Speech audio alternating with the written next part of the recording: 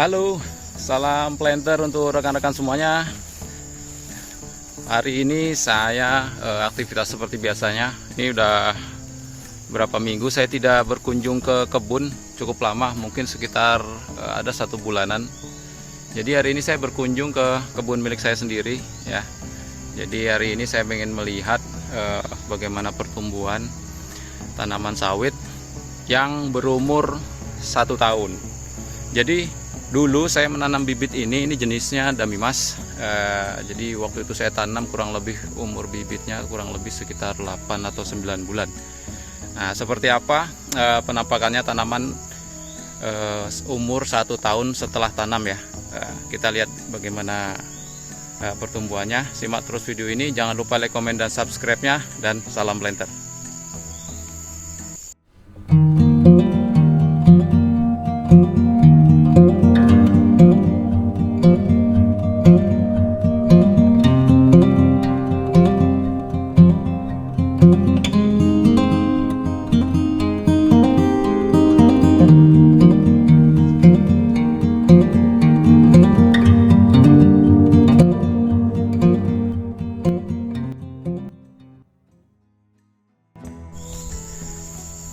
Gambaran umum tanaman kelapa sawitnya seperti ini nih.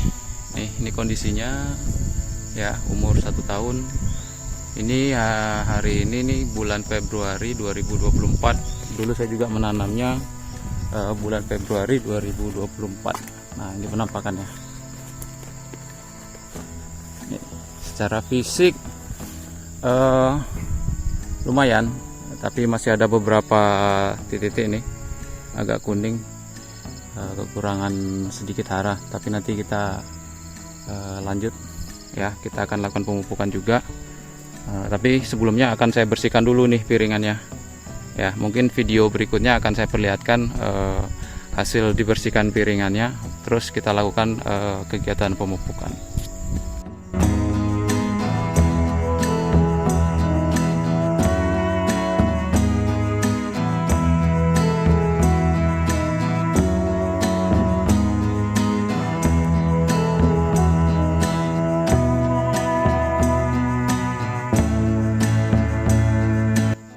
Kalau secara fisik memang kurang lebih ini dari bawah sampai atas ya, ini kurang lebih sekitar mungkin ada 3 meter lah ya, sampai ujung pelepah itu 3 meter.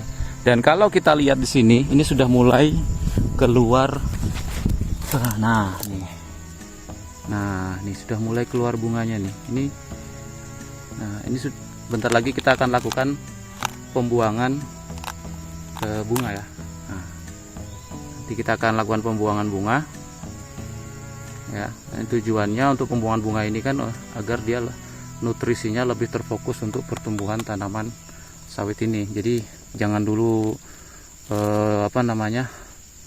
terfokus untuk pembuahan. Jadi kita akan fokuskan supaya nutrisinya nanti bisa untuk pertumbuhan dulu ya. Mungkin nanti kita akan mulai untuk fokus pembuahan di usia 2,5 tahun sampai 3 tahun.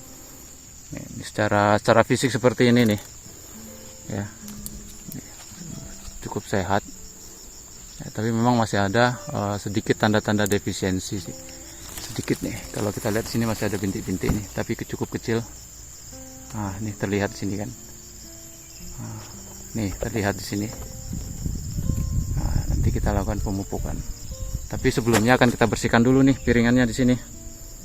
Nah, pembersihannya ini nanti akan kita lakukan secara manual, karena kalau kita semprot takutnya nanti berefek pada pelepah ya, pada pelepah nih, sayang ya, mungkin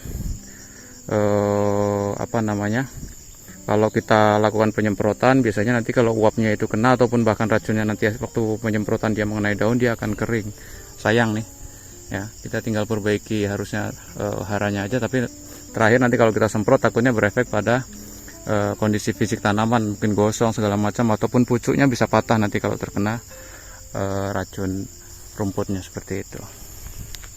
Nah, di sini juga terlihat nih, di pokok lain juga sudah mulai terlihat adanya bunga. Nah, ini seperti ini bunga ini.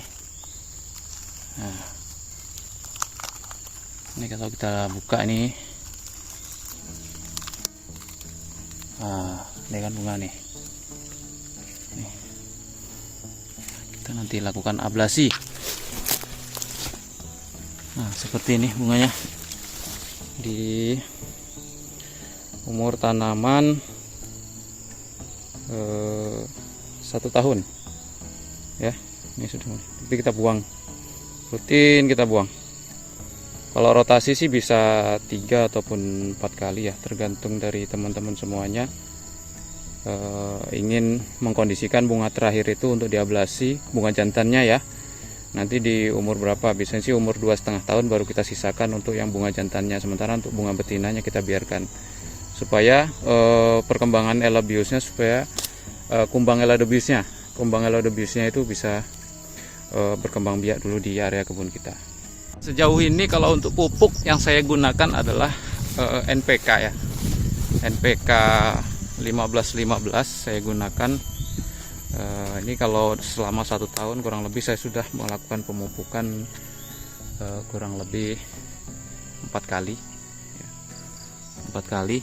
Terus ada juga saya tambahkan untuk kapur ya, dolomit, karena memang kondisi tanahnya agak sedikit masam. Tapi sebelum saya lakukan pemupukan di rotasi berikutnya, biasanya saya lakukan penaburan pupuk kapur supaya agak menetralkan sedikit kandungan asamnya ya. Juga saya untuk pada umur 10 bulan kemarin juga saya ada mengaplikasi juga untuk pupuk borat. Dosisnya tidak terlalu banyak ya, kurang lebih mungkin sekitar 40 gram ataupun 50 gram, karena kalau terlalu banyak nanti takutnya adanya indikasi keracunan pupuk nanti untuk tanaman, karena memang dasarnya untuk borat itu kan pupuk mikro. Ini di tanaman lain juga, ini di bagian lain juga sebagian sudah mulai keluar bunga tuh. Udah mulai kelihatan bunga lagi tuh di ujung tuh, sudah mulai terlihat bunga. Kita lihat yang tanaman sebelahnya. Oke,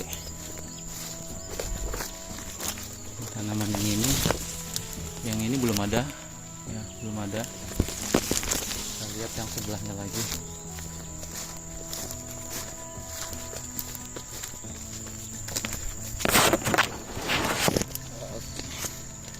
Ini juga belum ada. Jadi untuk bunga yang sudah keluar nih masih baru sebagian ya, belum merata secara keseluruhan.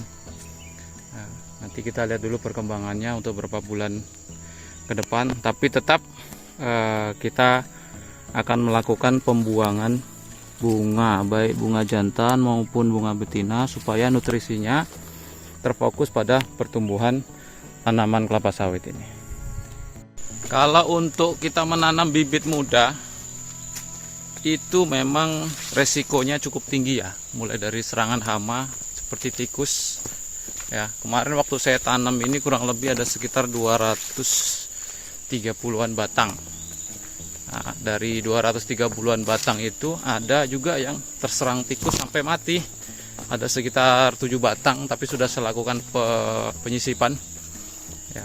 Jadi harus benar-benar jeli kalau kita menanam bibit umur yang masih sangat muda. Jadi dia sangat rentan lagi untuk serangan hamanya itu, karena memang masih sangat muda ya. Ada mungkin beberapa hal yang bisa kita lakukan pada saat penanaman. Jadi setelah tanam kita langsung beri umpan racun tikus.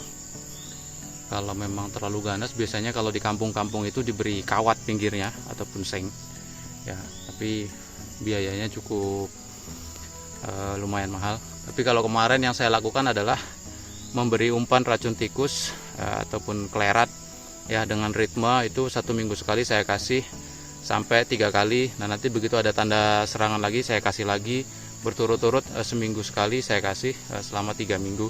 Dan alhamdulillah hasilnya cukup signifikan. Jadi setelah adanya serangan 7 batang itu, untuk serangan-serangan lainnya tidak terlalu tidak terlalu parah lah gitu. Hanya serangan-serangan kecil aja, tapi masih bisa kita atasi dan pertumbuhannya tidak terganggu. Untuk tanaman sawit yang masih kecil seperti ini, mulai dari kita baru tanam sampai dengan umur setahun, atau bahkan mungkin ada juga yang sampai umur 2 tahunan, itu juga biasanya rentan terhadap busuk pucuk ya, busuk pucuk. Jadi busuk pucuk tuh banyak penyebabnya, itu ada beberapa hal. Bisa jadi karena faktor kita kelalaian dalam melakukan penyemprotan, keracunan pupuk juga bisa. Dan ada juga nanti dia karena terserang jamur ya, serang jamur. Jadi kita harus benar-benar jeli nih pada saat tanaman umur-umur memang masih muda seperti ini. Biaya juga pasti akan lebih tinggi daripada nanti ketika tanaman sudah benar-benar settle. Jadi kalau udah settle mungkin kita hanya fokus pemupukan, pembersihan yang secukupnya aja. Untuk penyakit tidak akan terlalu riskan seperti tanaman yang masih kecil seperti ini. Oke, demikian ini gambaran tanaman saya di area kebun dengan umur tanaman 1 tahun setelah tanam. Nah, ini bibit yang saya pakai umur 8-9 bulan ya. Mungkin ada teman-teman yang punya terobosan baru, bisa di-share melalui kolom komentar, kita diskusi sama-sama ya. Nanti saya juga bisa belajar ke teman-teman, ataupun nanti kita bisa sharing-sharing. Silahkan komentarnya di kolom komentar. Jangan lupa like, komen, dan subscribe-nya. Dan salam planter.